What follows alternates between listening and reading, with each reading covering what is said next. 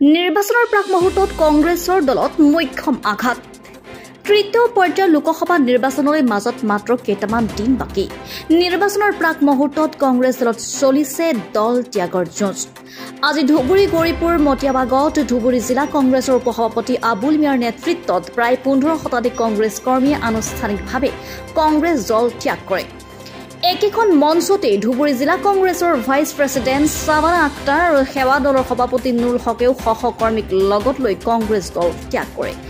2 নং ধুবুৰী লোকসভা সমষ্টিৰ কংগ্ৰেছ প্ৰাৰ্থী ৰকিবুল হুছেইনক পৰাজিত কৰাৰ সংকল্প গ্ৰহণ কৰিছে কৰ্মীসকলে আৰু এওঁলোকৰ সন্দেহ ৰকিবুল হুছেইন ধুবুৰীৰ পৰা নিৰ্বাচিত হ'লে ধুবুৰীখন বিক্ৰী কৰিব। ৰকিবুল হুছেইনক সিন্ডিকেটৰ মাষ্টাৰ বুলিও মন্তব্য কৰে আবুল মিয়াই।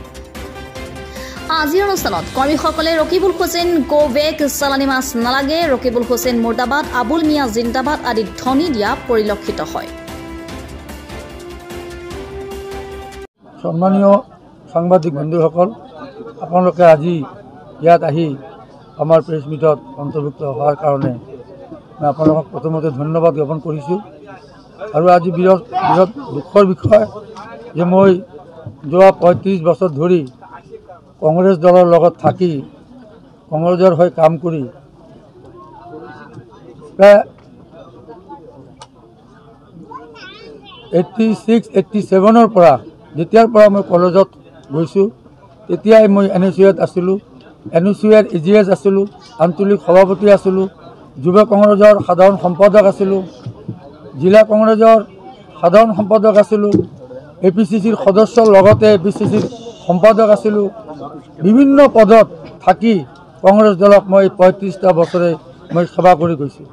আজি দুখৰ বিষয়, যোৱা বিধানসভা নিৰ্বাচনৰ আগতে মোক গৌৰীপুৰ সমষ্টি দল ত্যাগ কৰিবলগীয়া হ'ল। আজি কংগ্ৰেছ দল এইকাৰণে ত্যাগ কৰিছোঁ কাৰণ হাইকমাণ্ডে ৰকিবুল হুছেইনক টিকেট দিছে। হাইকমাণ্ডৰ পৰা জবৰদস্তি ৰকিবুল হুছেইনে টিকেট লৈছে। ইয়াতে আমাৰ বহুত যোগ্য প্ৰাৰ্থী আছিল, সিহঁতক টিকেট নিদি ৰকিবুল হুছেইনক দিছে। কিন্তু ৰকিবুল হুছেইনে পাৰ্টিকুলাৰ আমি তথাপি বাট চাই আছিলোঁ নমিনেশ্যন লৈকে। আমি ভাবিছিলোঁ আমাক মাতিব, আমাক অলপ কামত লগাব, কিন্তু আমি দেখিছোঁ তেওঁ পাৰ্টিকুলাৰ লবি পলিটিক্স আবিদুৰ জামান যিবিলাক লিষ্ট কৰি দিয়ে আবিদুৰ জামানৰ নেতৃত্বতে ইলেকশ্যনটো হৈ আছে। গতিকে আবিদুৰ জামানৰ লগত কাহানিও আমাৰ নিমিলে আৰু তেওঁ ধুবুৰী জিলাত কংগ্ৰেছ দলটো একদম ধ্বংস কৰিছে। গতিকে আমি এইবিলাক আৰু মানি নলওঁ। অহা দিনত আমি যাতে আমি এই ৰকিবুল হুছেইনক যাতে আমি MP বুলি চাব নালাগে, তাৰ কাৰণে আমি কংগ্ৰেছ দলৰ আমি বাকী নেতাবোৰক ছাপোৰ্ট কৰোঁ। ৰাহুল গান্ধীৰ নেতৃত্বত ইণ্ডিয়া চৰকাৰত প্ৰাইম মিনিষ্টাৰ ৰাহুল গান্ধী হওক, ভাৰতবৰ্ষক নিউজ ডেস্ক ৰিপৰ্ট, নিয়মীয়া খবৰ।